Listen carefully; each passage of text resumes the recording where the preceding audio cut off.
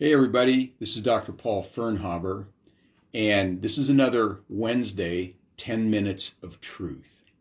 So today we're going to talk a little bit more about COVID-19 and nutrition. And I have two articles here that are extremely relevant to this subject that have come out in two different journals. And I think you're going to find them not only interesting, but practical and useful.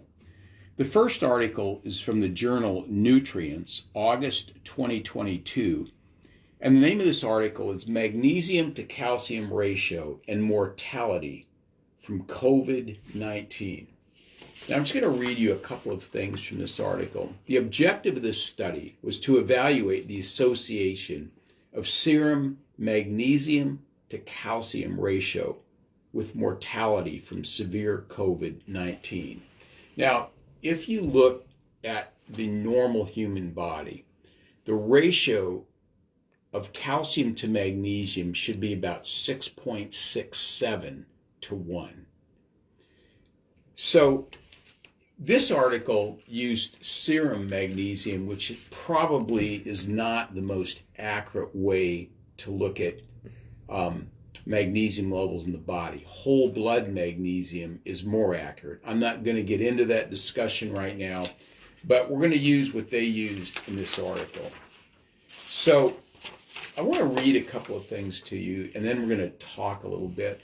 It says obesity, type 2 diabetes, arterial hypertension, decrease in immune response, cytokine storm, endothelial dysfunction, and arrhythmias are all frequent in COVID-19 patients and are associated with hypomagnesemia, meaning low levels of magnesium. So some of the symptoms of COVID are the exact same symptoms that you find in people with low magnesium levels. And there's a lot of people out there with low magnesium.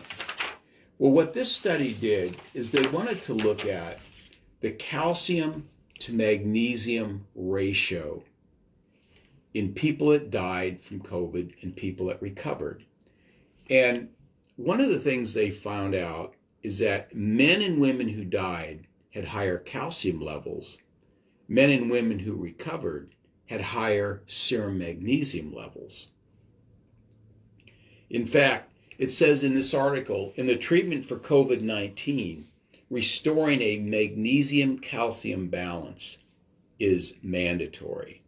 Now, what they did was they looked at the serum levels, and they took serum calcium to serum magnesium, or is actually magnesium to calcium, and they found out that if it was below 0.2 or 20%, these people suffered more, they died more, and they had a lot more problems.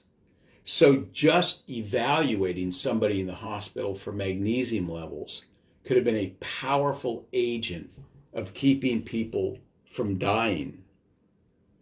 It says the proportion of individuals who exhibited a magnesium to calcium ratio less than 0.2 was significantly higher in the individuals who died than those discharged by recovery, 93.5% versus 14.7% respectively. In the whole population, as well as in men and women, the magnesium-calcium ratio was inversely correlated with the discharge per death. Having a magnesium to calcium ratio less than 0.2 increased the death rate in men by 493% and women by 393%. It's pretty astounding. So the takeaway from this article is to maybe get your magnesium levels checked, your calcium levels checked, and start taking magnesium. Make sure you have enough magnesium. Now let's look at the second article. The second article is called The Relevance of Magnesium Homeostasis in COVID-19 from the European Journal of Nutrition, March 2022. Again, they say And here, the nutritional status of the patient influences the course of COVID-19.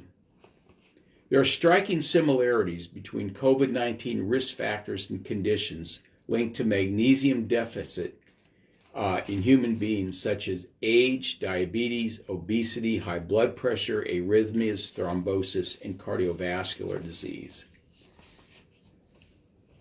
Food processing losses resulting in lower dietary magnesium intakes reduces magnesium availability in the soil and therefore in the food chain. Long-term prescribed drugs such as proton pump inhibitors all might precipitate subclinical magnesium deficiency. So we're looking at food magnesium deficiency in food processing, the fact that there isn't any or very little in the soil, and prescription drugs lower magnesium.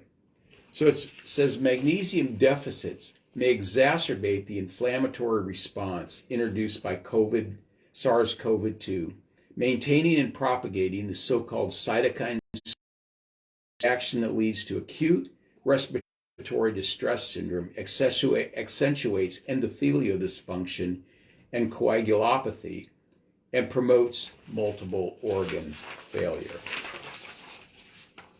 Magnesium is involved in all metabolic and biochemical pathways, respiratory symptoms, and improved lung function in COVID-19 patients.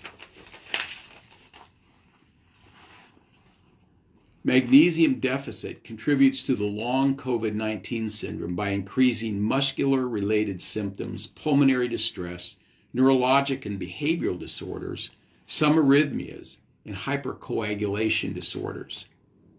Magnesium deficit determines anxiety, insomnia, hyperemotionality, depression, headache, lightheadedness, symptoms included in the post-COVID-19 syndrome.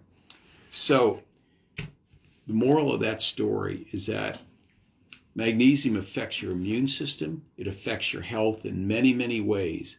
And a magnesium deficit could create symptoms, actually, that a lot of people are taking medications for when it's a simple magnesium deficiency.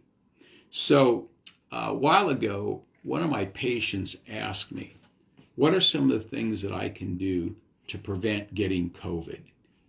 One of the things that I would suggest is make sure your magnesium levels are adequate. Take daily levels of magnesium. Now, the magnesium that we carry, that I like, and that I know that works well, is magnesium lactate. Magnesium lactate is a whole food source of magnesium derived from sugar beets, and very absorbable, very usable by the body. And I found that it works extremely well in our office. It's a standard process product. So that's all I have for you today. I hope that you understand now the importance of magnesium as how it relates to body function, but also how it relates to COVID-19 and long COVID and some of the symptoms of COVID. And you may be able to avoid a lot of that just by supplementing your diet with magnesium. I'll see you next Wednesday.